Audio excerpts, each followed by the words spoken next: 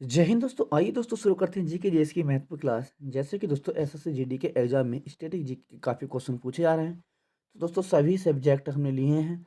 तो जो भी भाई बहन चैनल पर नया है तो जल्दी से जल्दी आए और देखें।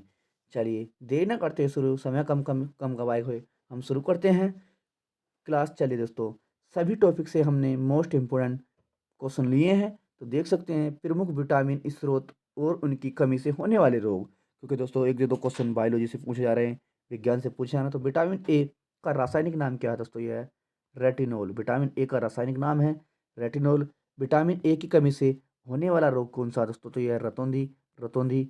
और विटामिन ए का मुख्य स्रोत क्या है दोस्तों? दूध, गाजर, सॉरी गाजर, दूध, अंडा और फल खाएं। तो दोस्तों आपको विटामिन फुल तरीके से मिलेगा। तो इसी प्रकार विटामिन बी बी देखते हैं, बी 1। विटामिन बी 1 का रासायनिक नाम क्या है? तो दोस्तों यह है थायमीन। थायमीन। और विटामिन बी 1 की कमी से होने वाला रोग दोस्तों तो यह है वेरी वेरी बेरी बेरी। और विटामिन बी का मुख्य स्रोत क्या है दोस्तों? ये मूंगफली, आलू और सब्जियां। दोस्तों आर ओ के एग्जाम में पूछा गया था, यूपी पुलिस के एग्जाम में पूछा गया था। चलिए अगला देखते हैं, विटामिन बी 9 देखते हैं। विटामिन बी 9 इसका नाम है, तो रासायनिक नाम है फोलिक एसिड। Folic acid. इसकी कमी से होने वाला रोग तो ये होता है दोस्तों एनीमिया रोग। एनीमिया रोग। चलिए अगला देखते हैं, विटामिन बी 12। विटामिन बी 12 का रासायनिक नाम क्या है? तो दोस्तों है साइनोकोविलिम। साइनोकोविलिम। तो अगला देखते हैं, इसमें कोबाल्ट धातु पाया जाता है। विटामिन बी 12 में कोबाल्ट धातु पाया जाता है। इसकी कमी से होने वाला रोग दोस्तों ये एनीमिया, पाडु रोग। इसका मुख्य स्रोत क्या है दोस्तों? तो ये है मांस और दूध खाएं दोस्तों। मांस खाएं और दूध पिएं। चलिए अगला देखते हैं, विटामिन सी। विटामिन सी देखते हैं, विटामिन सी का दोस्तों, विटामिन सी विटामिन सी का रासायनिक नाम क्या है? तो दोस्तों यह है ascorbic acid. Ascorbic acid. Vitamin C की कमी से होने वाला रोग दोस्तों तो यह स्कर्वी, मसूड़ों का फूलना। स्कर्वी, मसूड़ों का फूलना। मुख्य स्रोत क्या है विटामिन सी का दोस्तों? आंवला, नींबू और संतरा अधिक से अधिक खाएं। चलिए अगला देखते हैं, विटामिन डी। विटामिन डी देखते हैं दोस्तों, विटामिन डी का रासायनिक नाम क्या है? तो ये है दोस्तों कैल्सीफेरल। कैल्सीफेरल। विटामिन डी की कमी से होने वाला रोग दोस्तों रिकेट्स, जो कि बच्चों में होता है, और ऑस्ट्रे यूमिलेसिया, तो दोस्तों ये वयस्कों में होता है। इसका मुख्य स्रोत क्या है दोस्तों विटामिन डी के? ये हैं सूर्य का प्रकाश, मछली, दूध और अंडा। चलिए दोस्तों, हम आपको कम समय में समय गंवाए हुए अधिक से अधिक चैप्टर कंप्लीट कराएंगे, जो कि स्टैटिक जीके के। दोस्तों ये नहीं कि आपके एसएससी जीडी में हर किसी एग्जाम में ये हमारी क्लास महत्वपूर्ण रहेगी। विटामिन ई देखते हैं। विटामिन ई का रासायनिक नाम क्या है दोस्तों? ये है टैकोफोरोल। टैकोफोरोल। और इसकी कमी से होने वाला रोग दोस्तों ये है जनन शक्ति का कम होना, जिसे हम बांझपन कहते हैं। मुख्य स्रोत क्या है इसका? इस तो हरी सब्जी, मक्खन और दूध, विटामिन ई का। चलिए अगला देखते हैं, विटामिन के। विटामिन के देखते हैं, इसका रासायनिक नाम क्या है दोस्तों? फिलोक्वानिन। फिलोक्वानिन। विटामिन के का नाम है, रासायनिक नाम फिलोक्वानिन।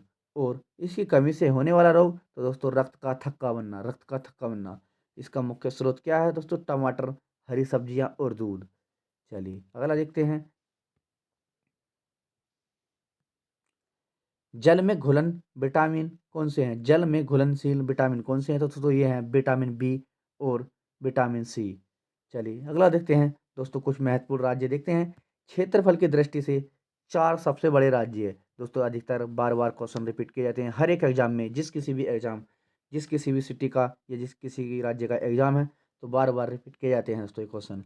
क्षेत्रफल की दृष्टि से सबसे बड़ा राज्य है, यह सबसे छोटा राज्य है, इस तरह से पूछा जा सकता है। तो चार राज्य हैं हमारे, देख सकते हैं क्षेत्रफल की दृष्टि से चार भारत के सबसे बड़े राज्य। तो दोस्तों पहले पे स्थान पे है राजस्थान, दूसरे पे मध्य प्रदेश, तीसरे पे है महाराष्ट्र और चौथे पे है उत्तर प्रदेश।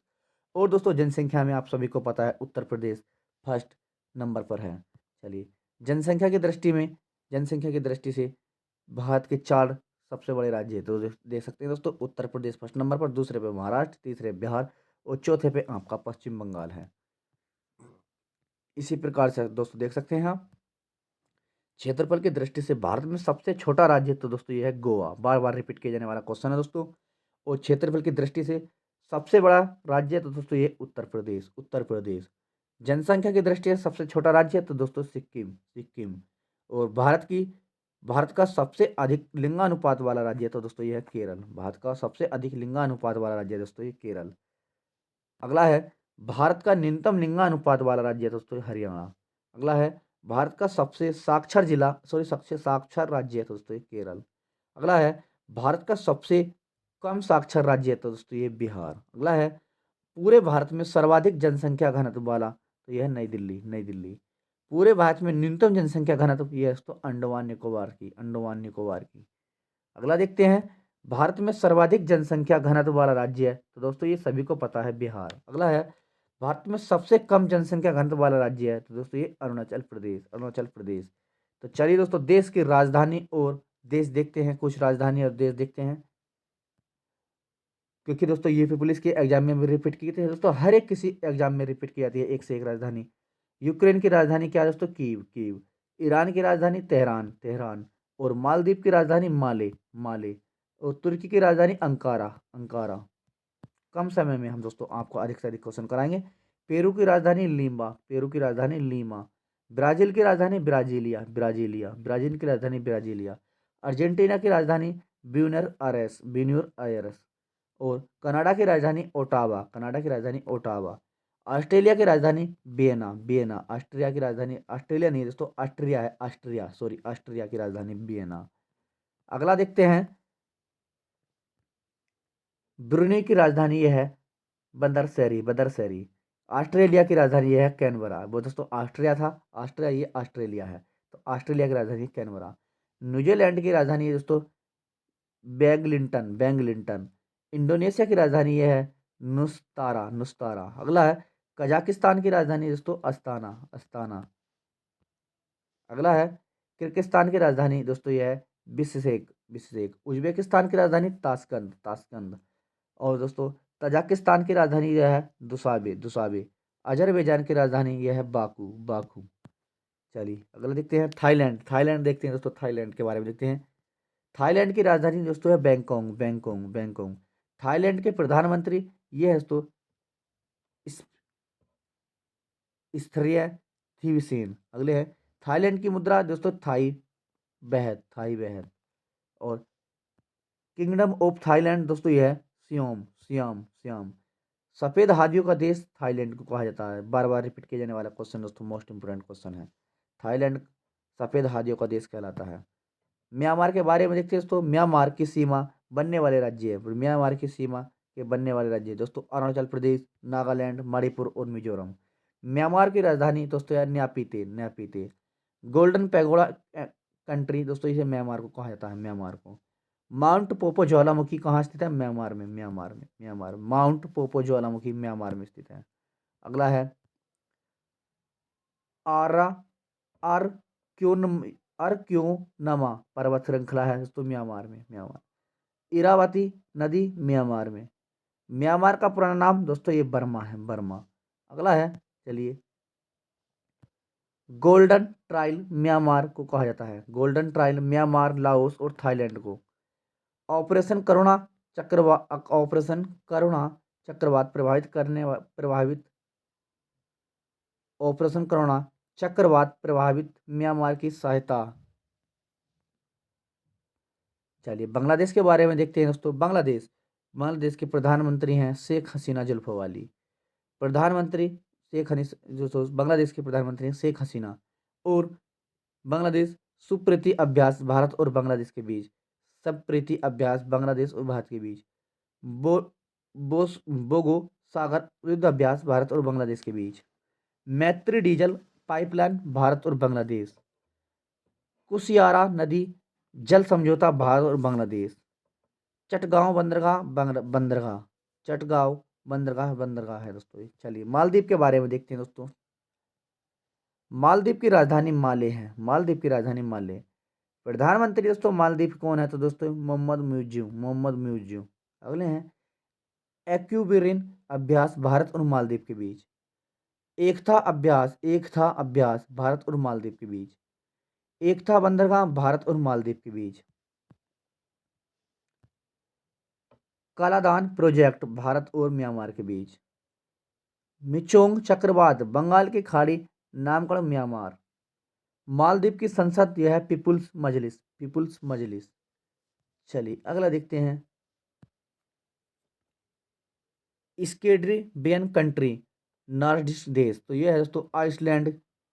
आइसलैंड की राजधानी है रेक्याबाइक। नॉर्वे की राजधानी ओस्लो। स्वीडन की राजधानी स्टॉकहोम। फिनलैंड की राजधानी हेलसिंकी। और डेनमार्क की राजधानी है कोपेनहेगन। कोपेनहेगन। चलिए बाल्टिक देश देखते हैं दोस्तों, बाल्टिक देश देखते हैं। एस्टोनिया की राजधानी है दोस्तों तल्लीन। तल्लीन। लत लातविया की राजधानी रीगा। रीगा। और लिथुआनिया की राजधानी यह है बिलियंस। हॉर्न ऑफ अफ्रीका के देश देखते हैं। हॉर्न ऑफ अफ्रीका के देश देखते हैं। हॉर्न ऑफ अफ्रीका के देश देखते हैं दोस्तों, ये है इरिट्रिया की राजधानी अस्मारा। और सोमालिया की राजधानी मोगादिशु। और जिबूती की राजधानी जिबूती सिटी। इथोपिया की राजधानी यह अदिस अबाबा। चलिए अगला देखते हैं दोस्तों। दोस्तों चलिए संविधान के महत्वपूर्ण क्वेश्चन देखते हैं, जैसे कि दोस्तों बार बार रिपीट किए जाते हैं हमारे क्वेश्चन ये। भारतीय संविधान सभा में कुल कितनी महिला सदस्य थीं? तो दोस्तों ये थी 15। भारतीय संविधान सभा में कुल कितनी महिला सदस्य थीं? तो दोस्तों ये थी 15। अगला देखते हैं, भारतीय संविधान सभा में शामिल एकमात्र मुस्लिम महिला कौन थी? तो दोस्तों ये थी बेगम एजाज रसूल। चलिए भारतीय संविधान के महत्वपूर्ण भाग देखते हैं। भारतीय संविधान के महत्वपूर्ण भाग देखते हैं। चलिए दोस्तों, भारतीय संविधान के महत्वपूर्ण भाग, भाग 1 में है अनुच्छेद 1 से 4 तक, जो कि 28 राज्य तथा 8 केंद्र शासित प्रदेश का वर्णन है। भाग 2 में है अनुच्छेद 5 से 11 तक, दोस्तों नागरिकता है। भाग 3 में है अनुच्छेद 12 से 35, तो दोस्तों इसमें है मूल अधिकार आपके। भाग 4 में है अनुच्छेद 36 से 51 नीति निर्देशक तत्व। और भाग 5 4 में 4 ए में दोस्तों 4 ए में है आपका भाग 4 ए में अनुच्छेद 51 मौलिक कर्तव्य है। अगला है भाग 5 में, भाग 5 देखते हैं संघ।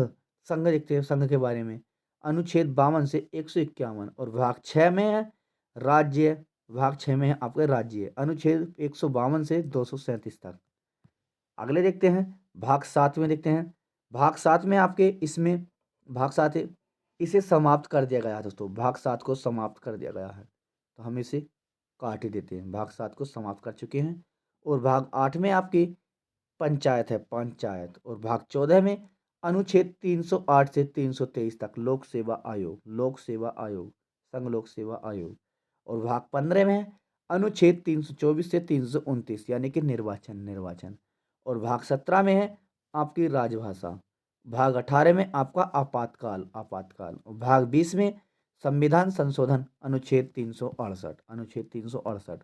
तो दोस्तों हमारी क्लास ये आप बार बार देखना, तो दोस्तों आपको एक बार बार रिपीट, जितनी बार रिपीट करेंगे दोस्तों एकदम आपको याद हो जाएगी। चलिए संविधान के अनुसूचियाँ देखते हैं। मूल संविधान में कुल कितनी 8 अनुसूचियाँ थी, कितनी 8 अनुसूचियाँ थी। और वर्तमान में कितनी है? तो दोस्तों 12 अनुसूचियाँ हैं। मूल संविधान में कुल अनुच्छेद कितने थे? सॉरी, मूल संविधान में कुल 8 अनुसूचियाँ थी और वर्तमान में 12 अनुसूचियाँ हैं दोस्तों। चलिए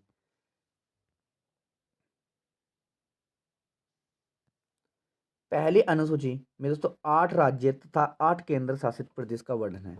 दूसरी अनुसूची में आपका पद अधिकारियों के वेतन और भत्ते हैं, पद अधिकारियों के वेतन और भत्ते हैं।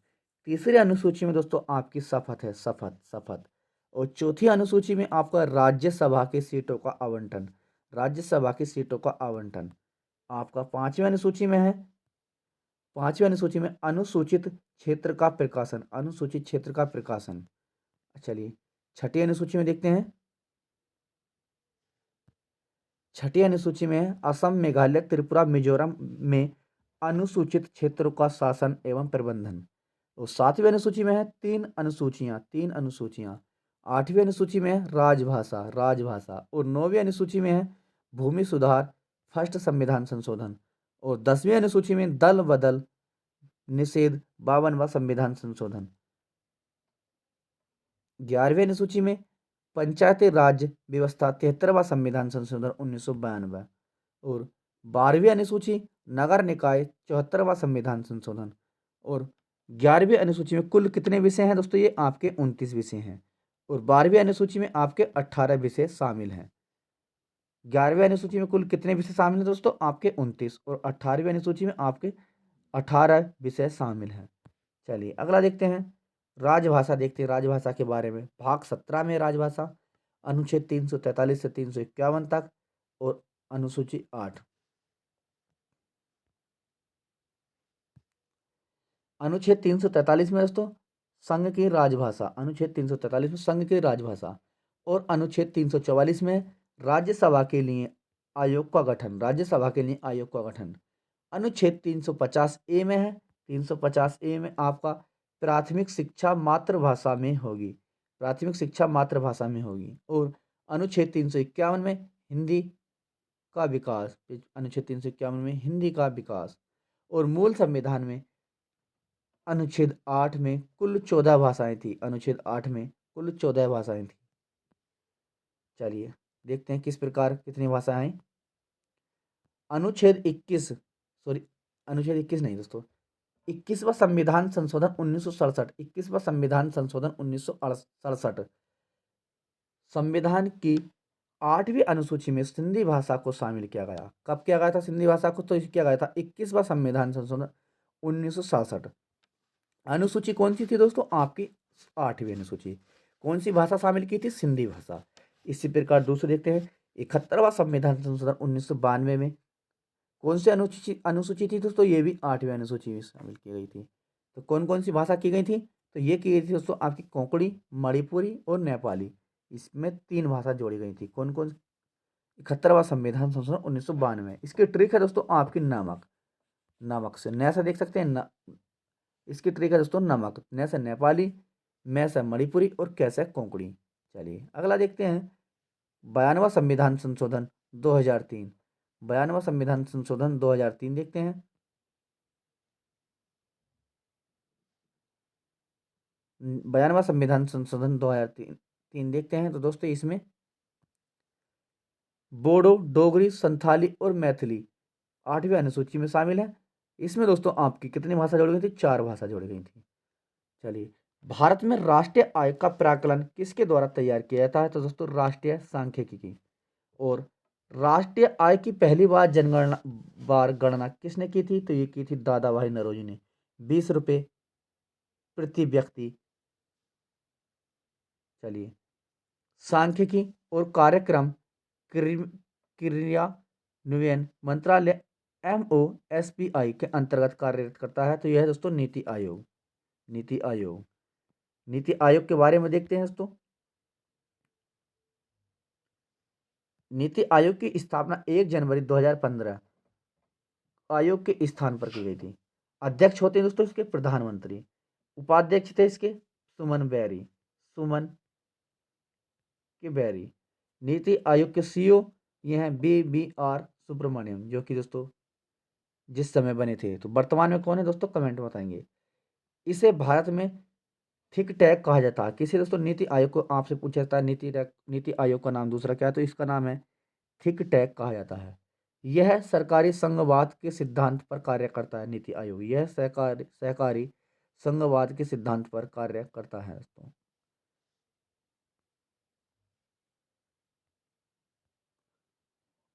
अगला देखते हैं दोस्तों महत्वपूर्ण बिंदु, 22 जुलाई 1947 को राष्ट्रीय ध्वज को अपनाया गया था। 22 जुलाई 1947 को राष्ट्रीय ध्वज अपनाया गया था। और देखते हैं 24 जनवरी 1950 को राष्ट्रीय गीत और राष्ट्रीय गान, सॉरी 24 जनवरी 1950 को राष्ट्रीय गीत और राष्ट्रीय उद्यान को अपनाया गया था। और 29 अगस्त 1946 को प्रारूप समिति का गठन किया गया था। 29 अगस्त 1946 को प्रारूप समिति का गठन। और 22 जनवरी 1947 को संविधान सभा द्वारा अपनाया गया था। 22 जनवरी 1947 को प्रस्तावना को संविधान सभा द्वारा अपनाया गया।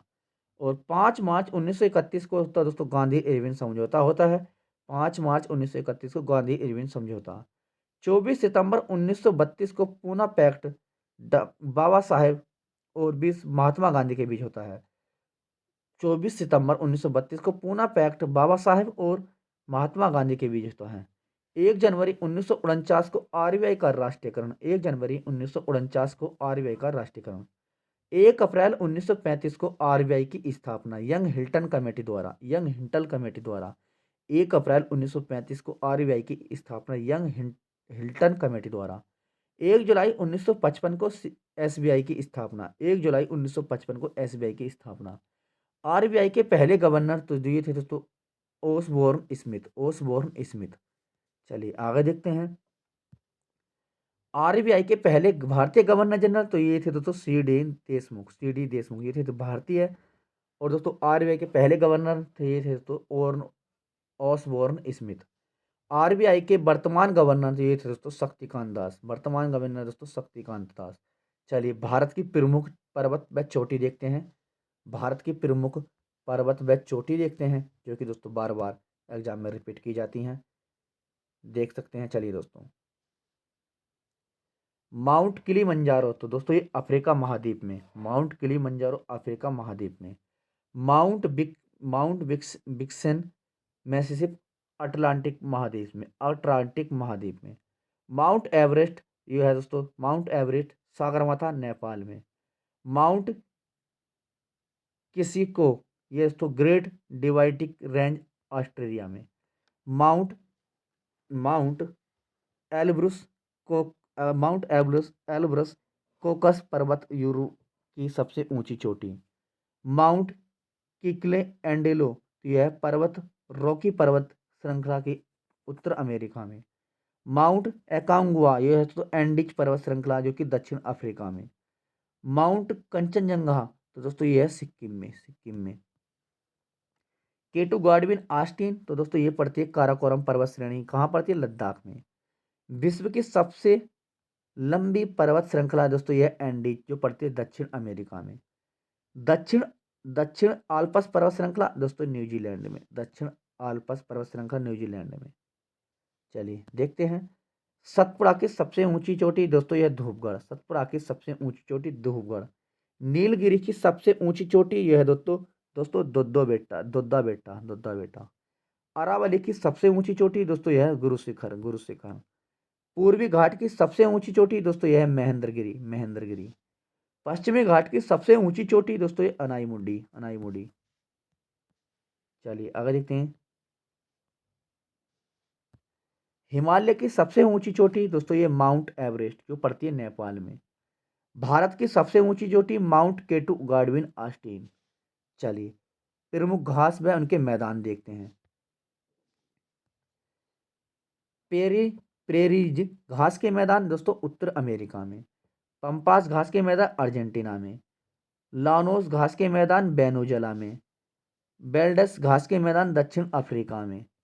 और डाउन्स घास के मैदान ये है ऑस्ट्रेलिया में। दोस्तों ये क्लास हमारी हर एक एग्जाम के लिए, जिस किसी एग्जाम में जीके जीएस पूछा जाएगा तो सभी के लिए महत्वपूर्ण रहेगी। दोस्तों क्लास को स्किप ना करें, पूरी क्लास देखें। और आप देख सकते हैं किस प्रकार के क्वेश्चन हैं, बार बार रिपीट किए जाने वाले क्वेश्चन हैं इसमें। पुछताछ घास के मैदान दोस्तों इसे कहते हैं हंगरी। पुछताछ घास के मैदान को हंगरी। स्टेपी घास के मैदान यह है यूरेशिया, यूरोप प्लस एशिया में। ब्रेड बास्केट्स ऑफ वर्ल्ड यह है दोस्तों स्टेपीज घास के मैदान। हंगरी डैन्यूब नदी ग्रीन रिवर किनारे बसा है। हंगरी डैन्यूब नदी ग्रीन रिवर के किनारे बसा है। चलिए विश्व के प्रमुख मरुस्थल देखते हैं दोस्तों। विश्व के प्रमुख मरुस्थल।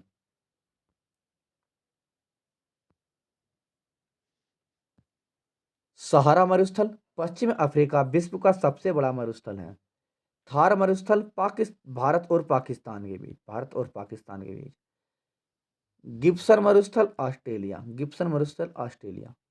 ग्रेट विक्टोरिया मरुस्थल ऑस्ट्रेलिया। अल नेफूद मरुस्थल सऊदी अरब। रब अल खाली मरुस्थल तो यह है सऊदी अरब। रब अल खाली मरुस्थल सऊदी अरब। कालाहारी मरुस्थल बोत्सवाना अफ्रीका। तकला मकान मरुस्थल चीन। गोबी मरुस्थल यह चीन मंगोलिया शीत मरुस्थल। अटाकामा मरुस्थल Chile South America, America. Atacama मरुस्थल चिली साउथ अमेरिका। विश्व का सबसे सूक्ष्म मरुस्थल यह है दोस्तों अटाकामा मरुस्थल, जो कि चिली है, चिली में पड़ता है। विश्व का सबसे शीत मरुस्थल यह है दोस्तों पेंटागोनिया मरुस्थल, जो पड़ता है अर्जेंटीना में। दस्त ए लुत मरुस्थल दोस्तों ईरान, दस्त ए लुत मरुस्थल ईरान। दस्त ए कबीर मरुस्थल ईरान, दस्त ए कबीर मरुस्थल ईरान। चलिए अगला देखते हैं महत्वपूर्ण बिंदु। भूमध्य रेखा को दो बार काटने वाली नदी दोस्तों यह कांगो नदी। भूमध्य को दो बार काटने वाली नदी कांगो नदी। मकर रेखा को दो बार काटने वाली नदी लिम्पोपो नदी, लिम्पोपो नदी। मकर रेखा को दो बार काटने वाली नदी लिम्पोपो। और कर्क रेखा को दो बार काटने वाली नदी माही नदी, माही नदी। कर्क रेखा भारत के 8 राज्यों से होकर गुजरता है। कर्क रेखा भारत के 8 राज्यों से होकर गुजरती है। तो कौन कौन से हैं देख सकते हैं दोस्तों आप, ये 8 राज्य हैं आपके। पहला है दोस्तों गुजरात, दूसरा है राजस्थान, तीसरा है मध्य प्रदेश, चौथा है छत्तीसगढ़, पांचवा है झारखंड, छठा है पश्चिम बंगाल, सातवां है त्रिपुरा और आठवां है मिजोरम।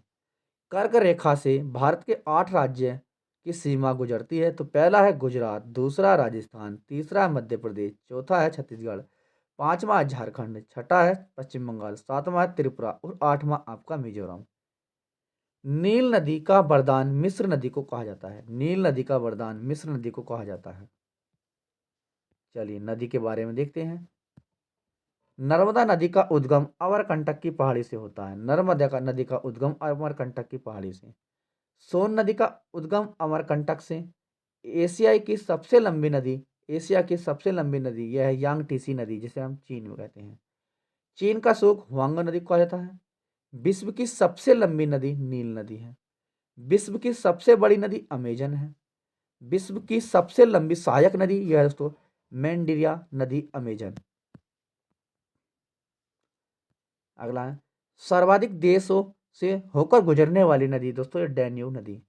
डैन्यूब नदी का उद्गम ब्लैक फॉरेस्ट जर्मनी से होता है। डैन्यूब नदी को ग्रीन रिवर कहा जाता है, डैन्यूब नदी को ग्रीन रिवर कहा जाता है।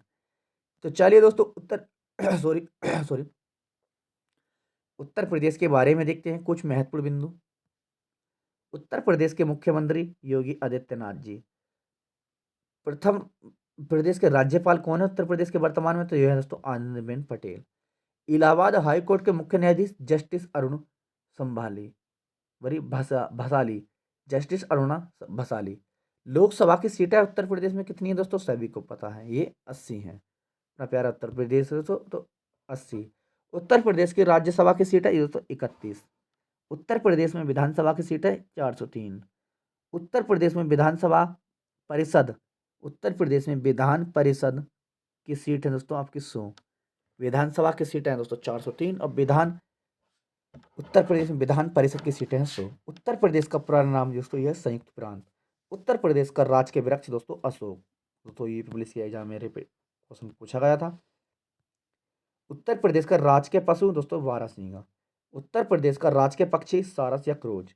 उत्तर प्रदेश का राजकीय पुष्प पलाश। उत्तर प्रदेश का राजकीय मछली यह है गंग डॉल्फिन। उत्तर प्रदेश का राजकीय खेल हॉकी।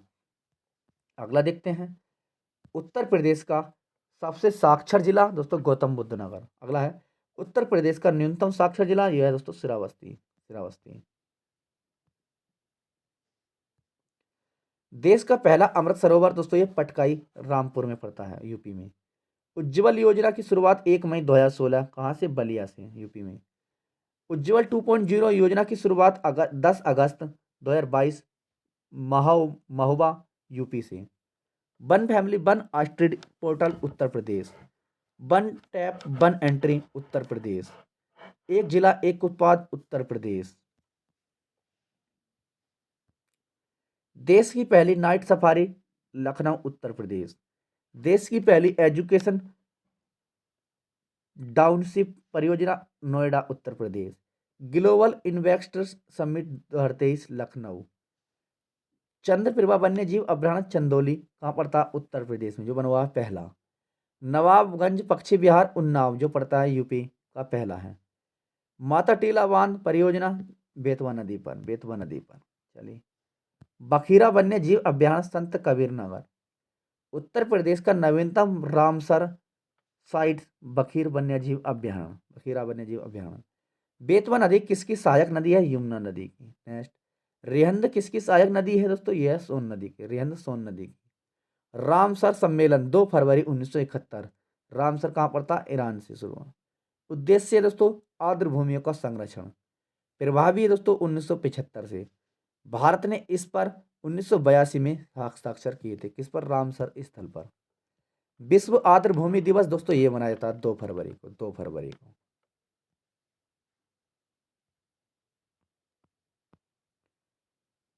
थीम क्या थी दोस्तों 2023 की? इसकी थी 2023 की वेटलैंड स्टोनेशन। चलिए अगला देखते हैं।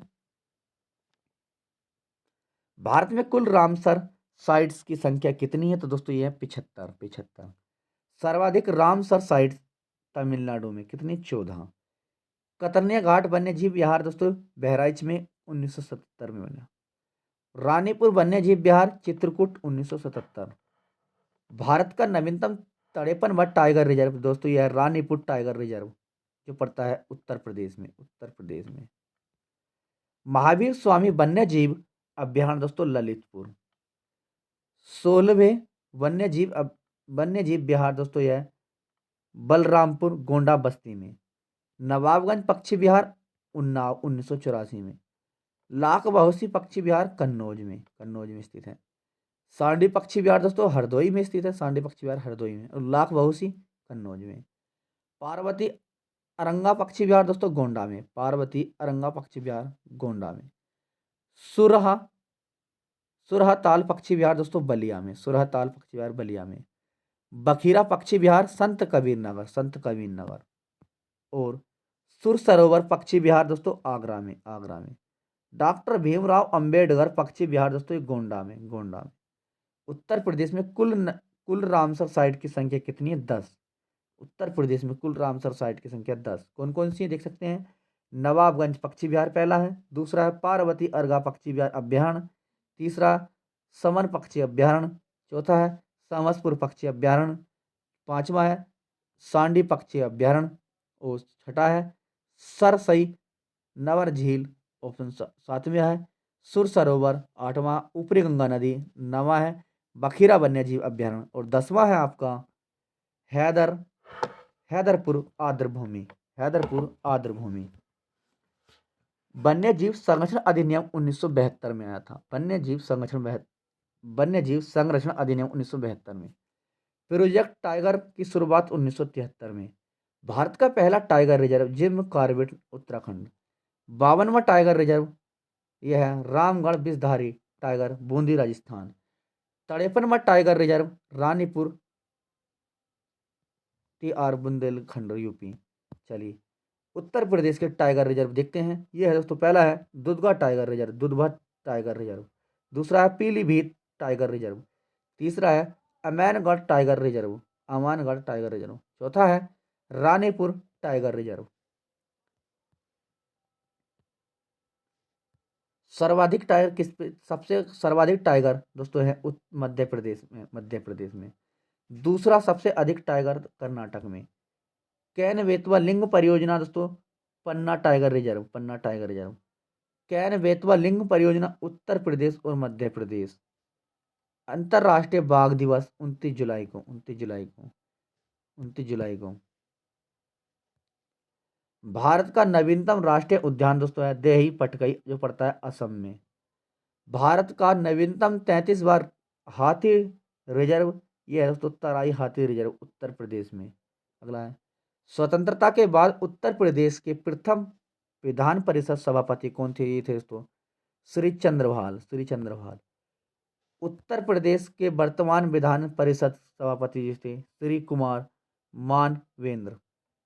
अगला है उत्तर प्रदेश के पहले लोकायुक्त ये थे बिशंबर दयाल, बिशंबर दयाल। और उत्तर प्रदेश के वर्तमान लोकायुक्त हैं दोस्तों संजय मिश्रा। उत्तर प्रदेश के वर्तमान मुख्य सचिव ये थे दुर्गा मिश्रा, दुर्गा शंकर मिश्रा। चलिए अगला देखते हैं दोस्तों, ये हमारे चेंज हो चुके हैं। देखते हैं अगला, देखते हैं। उत्तर प्रदेश के पहले विधानसभा अध्यक्ष ये थे राजश्री टंडन। उत्तर प्रदेश के वर्तमान विधानसभा विधानसभा अध्यक्ष ये थे दोस्तों सतीश महाना। उत्तर प्रदेश का पहला high court Allahabad. Allahabad high court के मुख्य न्यायाधीश जस्टिस अरुणा भंसाली। उत्तर प्रदेश के वित्त मंत्री सुरेश कुमार खन्ना। भारत की पहली महिला मुख्यमंत्री ये थी दोस्तों सुचेता कृपलानी, जो कि उत्तर प्रदेश निवासी हैं। भारत की पहली महिला राज्यपाल ये थी दोस्तों सरोजिनी नायडू, ये भी दोस्तों भारत की पहली महिला थी, ये कि उत्तर प्रदेश की निवासी हैं। दोस्तों आज की क्लास हम यहीं समाप्त करते हैं।